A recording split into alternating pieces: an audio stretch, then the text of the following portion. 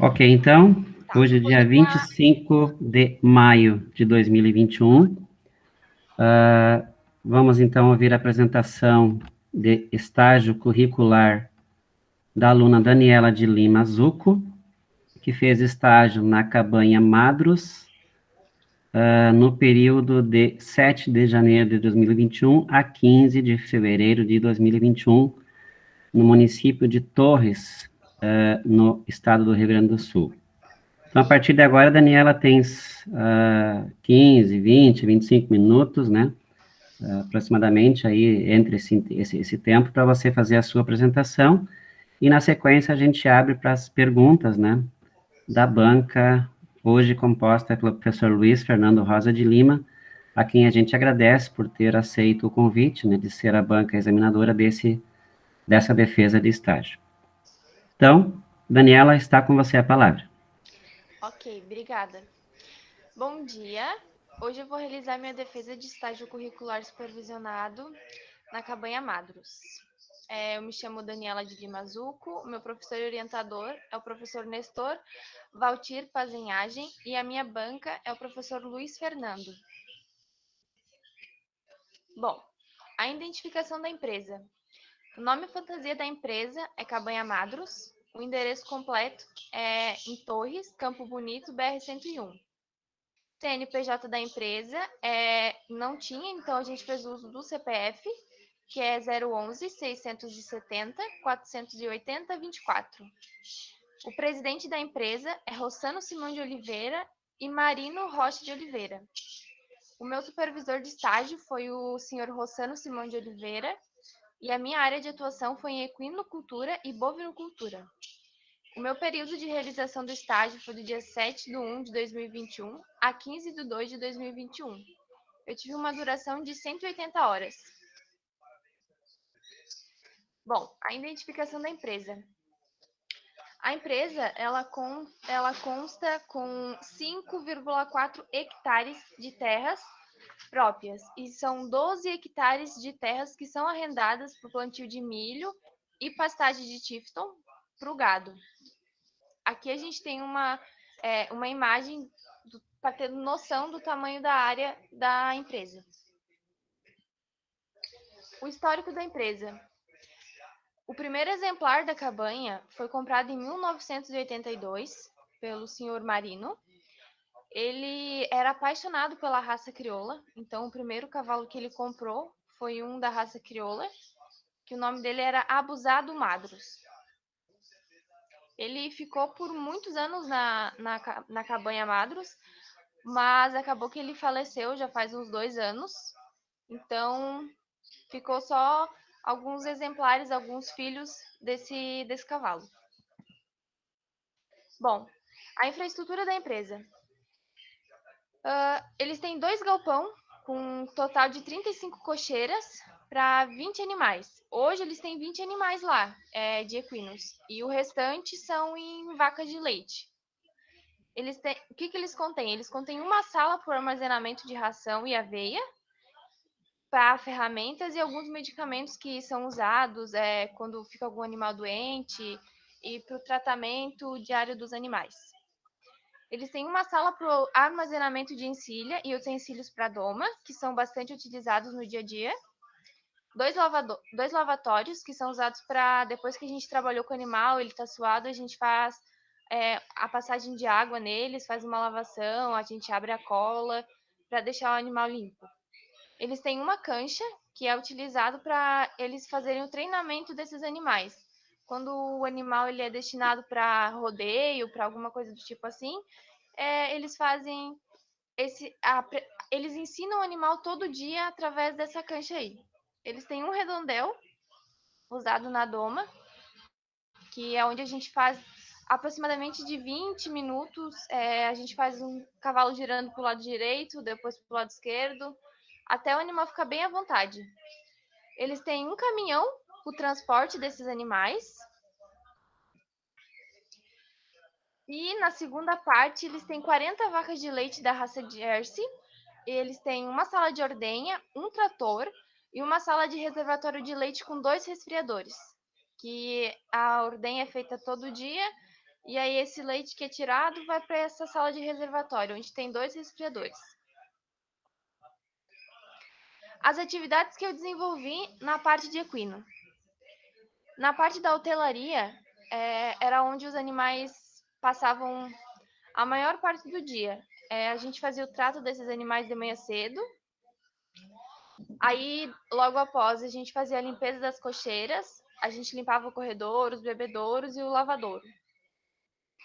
Eu participei um pouco da parte da doma, eu pude fazer o amadrinhamento, que é quando você tem um cavalo totalmente chucro, que você faz a quebra do queixo dele, que a gente chama, e aí a gente começa a fazer o uso de um bocal. Aí tem vários tipos de bocal, mas ali a gente fazia o uso do bocal de couro, né? Que são 2 corinhos que você bota embaixo da língua, não pode deixar a língua presa. E aí a gente começa a fazer a doma desse animal, começando pela parte da boca e assim sucessivamente. Eu não participei muito do casqueamento e ferrageamento, mas a gente fez a correção de alguns cascos ali, de um dos cavalos do dono da cabanha, do senhor Rossano, que a gente fez a correção do casco dele. O que eu pude participar no preparo morfológico? Eu nunca tive uma oportunidade de conhecer 2 pessoas que são muito entendidas do cavalo, que foram até a cabanha do senhor Rossano, que foi o senhor Alexandre Sunier, que ele é um técnico, né, da BCC, que ele foi lá para a gente fazer a marcação de alguns cavalos e para ele explicar um pouquinho sobre o preparo, como é que a gente poderia fazer o preparo morfológico desses animais. O que eu desenvolvi? Aqui eu tenho algumas imagens da hotelaria. A alimentação a gente costumava dar sempre de manhã cedo antes, umas 6h30 por aí, um pouco de feno, antes da gente dar a ração para os animais. Daí eu tenho ali a imagem do feno e depois onde eu tinha os reservatórios com a alimentação deles. E todo dia a gente fazia, a gente colocava uma colherzinha de sal para esses cavalos de manhã cedo no coxo junto com a ração. Aí a gente fazia a limpeza com o soprador. Ali a gente tinha um reservatório, um lavatório que cabia 2 cavalos por vez, se a gente quisesse dar banho, a gente fazia uso de mais cavalos no dia, então a gente lavava normalmente 2 a 4 cavalos por dia e a gente utilizava esse lavador. As cocheiras eram cocheiras bem simples, mas a gente sempre batia a cama para ficar um melhor conforto para esses cavalos. O que eu fiz na parte do casqueamento e ferrageamento? Normalmente, a cabanha realizava de 40 a 45 dias, conforme cada animal tivesse com a necessidade de fazer o casqueamento desses animais. O senhor Rossano mesmo que fazia esse casqueamento, essa correção do casco do animal, quando estava em uma situação extrema, aí ele chamava um profissional. O que eu fiz na parte de bovino? Eu participei do trato, da ordenha e da limpeza das instalações e dos instrumentos. Na parte do trato, esses animais eram tratados de 4 a 5 vezes por dia. A gente fazia a alimentação com silagem, massa de soja, farelo de soja, farelo de milho e leven, que é um sal que dá uma energia, ajuda a produzir mais leite para produção. A ordenha. Ele tinha 4 ordenhas. A gente sempre de manhã cedo, quando as vacas já faziam alimentação, a gente fazia a higienização dos tetos, depois de tocar elas ali dentro da sala de ordenha. A gente fazia o teste da caneca do fundo preto. Normalmente a gente lavava os tetos com uma espuminha, e o pré-dipping, depois a gente terminava e fazia o pós-dipping. Mas antes do pré-dipping, que a gente lavava a teta da vaca, a gente normalmente apertava 3 vezes para ver se não saía, não tinha ficado restos de leite, que às vezes acontece pela vaca ser mal ordenhada, ficar um pouquinho, para evitar a mamite. Daí quando isso acontecia, a gente limpava todo o teto, tirava todo aquele resto de leite que tinha ficado ali. para fazer a limpeza e depois começar a ordenha. E o leite que a gente tirava dessa vaca que tinha essa suposta mamite, a gente não misturava com outro leite, era para um leite de descarte daí. E é basicamente isso. A minha defesa. Se vocês tiverem algumas dúvidas. Ok. Daniela, talvez, se tu quiseres, faça uma conclusão, assim, algumas palavras em relação ao teu estágio, teu parecer final, vamos dizer assim. Aí, na sequência, a gente abre aos questionamentos do professor. Bom, o que eu tenho para falar? Desde pequena, eu fui criada nessa parte de animais, né? Me criei em cima de um cavalo, então quando surgiu essa oportunidade para me fazer esse estágio, eu aceitei assim com tudo. O pessoal de lá é um pessoal muito educado, muito prestativo. Eu não conhecia muita coisa da parte do cavalo e passei a conhecer muito mais. Hoje eu tenho muita vontade, através do Rossano, de fazer um curso de doma, de me especializar muito mais na área do cavalo. Eu só tenho a agradecer eles, porque foi um estágio que somou muito para mim, muito mesmo. Eu saí de lá com uma visão super diferente da que eu tinha. Muitas pessoas dizem que entendem do cavalo, sabem tudo do cavalo, mas na verdade o cavalo que ensina pra gente, então a gente não sabe praticamente nada. Eu aprendi muito com eles, muito mesmo. E hoje, se alguém me perguntasse se eu recomendaria fazer meu estágio lá, com certeza eu recomendaria, porque vale muito a pena mesmo.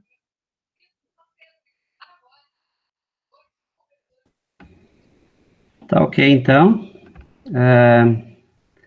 Na sequência, então, passamos aos... Eu não sei se a Kailane eventualmente tem alguma dúvida, também pode se pronunciar, não tem nenhum problema. Não, Kailane? Então, passamos ao professor Luiz Fernando Rosa de Lima para fazer algumas arguições, alguns questionamentos em relação ao teu relatório e à tua apresentação. Bom dia, professor Nestor, orientador da estudante Daniela Zucco. A protagonista desse momento é a estudante Daniela de Lima Zucco, né? Fez sua defesa de estágio nesse momento. A Johanna, que está representando a coordenação de estágios, aos colegas da Daniela, né? A todos presentes. Inicialmente, gostaria de dizer que estou muito contente, muito grato pelo convite, Daniela. É algo que eu gosto muito, de participar desse momento da vida dos estudantes, né? Que é a defesa de estágio. Tá? Entendo como sendo da estrutura curricular do técnico em agropecuária das partes mais importantes, o estágio supervisionado, né? E vocês também entendem dessa forma, tanto é que vocês se preparam, né? Vocês gostam de prestigiar os momentos dos colegas quando vão fazer a defesa, principalmente quando era presencial, né? Passava nós ver, no dia que tinha defesa, antes da entrada na sala de aula, aquele grupo, né, de colegas ali assim na entrada para poder prestigiar. Tá? Então, há um reconhecimento que é um momento muito importante da vida dos estudantes. Muito obrigado, então, Daniela, por ter me convidado para prestigiar esse momento. Agradeço. Daniela, fico muito feliz pela tua desenvoltura, pelo teu desenvolvimento. Tá? Esse é um momento realmente que a gente vê o quanto vocês cresceram nesses 3 anos que estiveram conosco lá, presencialmente, e no ano passado, virtualmente, né? Infelizmente, estamos vivendo um momento atípico na vida estudantil. Muito contente mesmo com o teu desenvolvimento, tá? Com a tua desenvoltura. O teu relatório está perfeito, o professor Nestor é muito competente, deixou o relatório muito bem elaborado, né? Muito bem claro, muito bem redigido, muito bem apresentado. Assim, eu só tenho, Daniela, algumas considerações a fazer, algumas observações e algumas curiosidades que gostaria que tu tirasse de mim. Eu vi ali que tu falas que a equinocultura, eles cobram R$ 1.000 por mês para trabalhar, né, no treinamento dos animais. Eles preparam animais para o laço, preparam animais para a prova de 21 dias, né, a raça crioula. Eles estavam satisfeitos com a atividade de equinocultura? Assim, o Rossano há muitos anos, ele vem com essa parte da doma nos equinos, ele cobrar R$ 1.000 mensalmente. Só que o que acontece? Não é uma atividade que vem dando lucro para eles a doma. Eles têm muito gasto, né, com alimentação, medicamento, com equipamentos que eles fazem a utilização. Acaba que eles saem, às vezes, no prejuízo e não no lucro. Apesar de ser um valor um pouco alto, mas, assim, não gera um lucro. O lucro deles não vem da parte da doma, dos equinos, e sim da parte do leite. Porque se fosse depender da parte da doma, dos equinos, eles iam sair muito mais no prejuízo do que no lucro. Tá certo. Então, a questão bovinocultura era o próximo questionamento. Estão satisfeitos com a atividade de bovinocultura leiteira? Muito, muito satisfeito. É uma coisa que dá muito lucro para eles. O pai dele gosta muito, né, dessa parte da ordenha, do gado. Então, foi uma opção que para eles deu muitos pontos positivos, deu muitos lucros para eles a parte do leite. Já na parte do equino não deu tanto. Certo. Qual seria o grande entrave da atividade leiteira que tu vê que é um fator assim que muitas vezes desestimula as pessoas a trabalharem com gado de leite? O que tu acha que pode ser um fator que desestimula as pessoas a produzirem leite? Pelo que assim, na minha visão deles, eu vou falar, porque assim, eu não sou uma pessoa que sei muito sobre a produção de leite, mas eu acho que o que gerou eles a praticar a prática do leite, da ordenha, foi que eles tudo começou quando eles fizeram a troca, né, de um cavalo por 2 vacas de leite. E eles viram que isso começou a pegar gosto por isso. E aí, cavalo que eles já eram mais de idade, assim, eles foram trocando por algumas vaquinhas de leite. E o seu Marino começou a trocar essas vaquinhas de leite pela vaca de leite da raça Jersey. E ele viu que essas vacas da raça Jersey davam muito leite. Então, ele resolveu investir. Claro que hoje a infraestrutura que eles têm para a produção de leite não é uma infraestrutura adequada, assim, a melhor que tem. É uma infraestrutura básica. Mas que ele viu que começou a dar lucro para ele. Ele viu que as vacas começaram a produzir muito leite e que ele poderia investir. E hoje, o seu Marino, ele é o único que faz a produção de leite ali em Torres, na BR. E aí, através disso, hoje, surgiu mais um que foi influenciado por ele, que vai começar a fazer a produção de leite da raça da vaca Jersey, porque viu que começou a ter muito lucro. E aqui para nossa região de Torres, não tem essa prática da ordenha. É muito difícil ter. Então, eu acredito que por ele ser o único, isso pode gerar mais lucro. Claro, ele tem alguns gastos, mas não se compara ao lucro que ele está ganhando. Ok. Professor Nestor, Daniela, de minha parte estou satisfeito, né? Acredito que os objetivos tenham sido atingidos, né? Que era, nesse momento, apresentar aquilo que realmente fizesses no teu estágio, tá, Daniela? Estou muito contente com a tua desenvoltura, com o teu desempenho, tá bom? Obrigado, professor Nestor. Obrigado, Daniela, por essa oportunidade. Muito obrigada. Ok, então, obrigado também, professor Luiz Fernando, pelas suas arguições.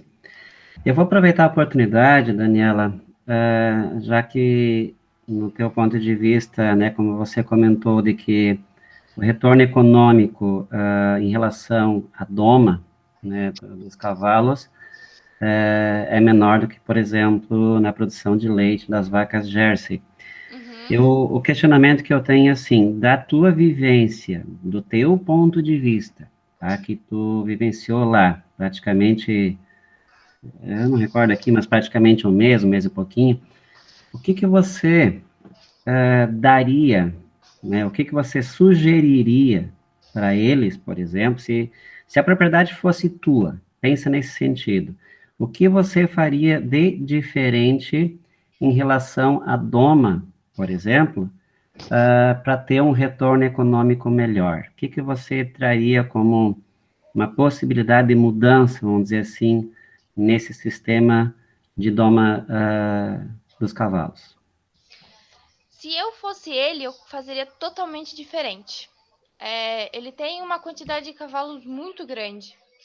E por ele ser sozinho e só com o pai dele, acaba se tornando muito cansativo.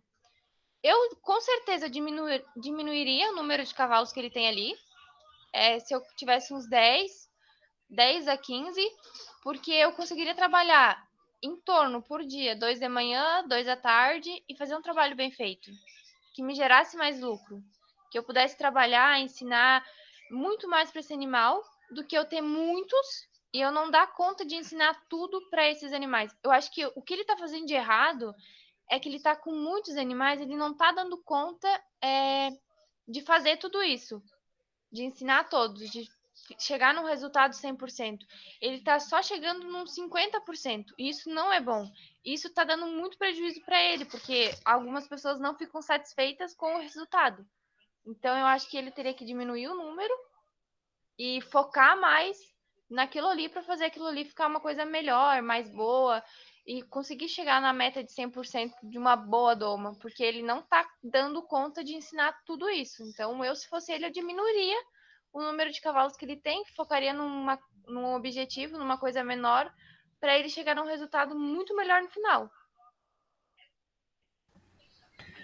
Ok, Daniela, muito boas as suas colocações. Eu vou aproveitar, embora, né, pelo que você falou, a questão do leite é um pouco mais lucrativa, mas mesmo assim, coloca assim no lugar do produtor. O que você, por exemplo, faria também de diferente na produção leiteira, no sentido de, sei lá, talvez até melhorar o rendimento, mesmo que ele seja positivo atualmente, né? O que você faria ou sugeriria que fosse feito diferente?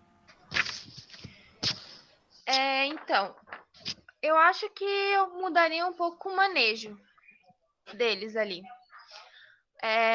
Não é que seja um manejo ruim, mas é que as vacas elas precisam de um ambiente calmo, fresco, com espaço. E ali a cama das vacas, onde elas ficavam, não era batida todo dia. Elas não tinham um conforto diário todo dia. Eu mudaria algumas coisas. Eu acho que assim, eu começaria. Se é uma coisa que está me gerando mais lucro, eu investiria mais nessa parte do gado leiteiro, de dar um conforto, porque ali não tem um manejo assim sanitário 100%, entendeu? É uma coisa mais antiga, porque o pai, o seu Marino, ele é muito assim, a opinião dele é a opinião dele. Se ele acha que tá bom desse jeito, vai ser desse jeito, ele não vai mudar. Então eu acho que ele deveria mudar um pouco o manejo, as formas com que ele está fazendo as coisas, porque aí com certeza geraria muito mais lucro do que está tendo agora. Eu acho que ele poderia investir um pouquinho em formas mais avançadas para dar mais lucro, para ser melhor, né? Para as vacas terem mais conforto, na verdade.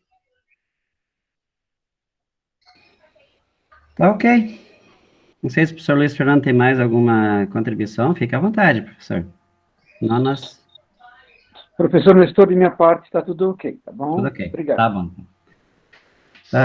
Da mesma forma, Daniela, eu agradeço, né, a tua apresentação, né, eu também faço as palavras do professor Luiz Fernando as minhas, acho que você teve uma evolução bastante grande no decorrer do curso. Eu fico feliz quando eu vejo você colocando, né, apresentando da tua forma, e eu vejo bastante segurança na tua apresentação, isso é muito positivo. Então, eu não sei, assim, qual é a tua, vamos dizer assim, o que tu almeja, o que tu espera, o que acontece em termos profissionais futuros, mas de qualquer forma, né, seja você assumindo desde já no mercado de trabalho, nessa área, ou, né, de repente estudando, fazendo algum curso superior, enfim, eu acho que você tem grande potencial. Eu gostaria, assim, te incentivar bastante a ser persistente, né, de procurar, de estudar e assim por diante. tá? Fico muito contente com a tua apresentação, com a tua desenvoltura também. E, em função disso, então, a gente encerra agora essa gravação também. Não sei se queres colocar mais algumas palavras finais, Daniela? Eu queria agradecer, né, porque foram 4 anos e eu acabei perdendo um ano, né, no segundo ano do ensino médio. E hoje, me vendo apresentar minha defesa, depois de muitos anos de estudo, para mim é uma recompensa gigantesca.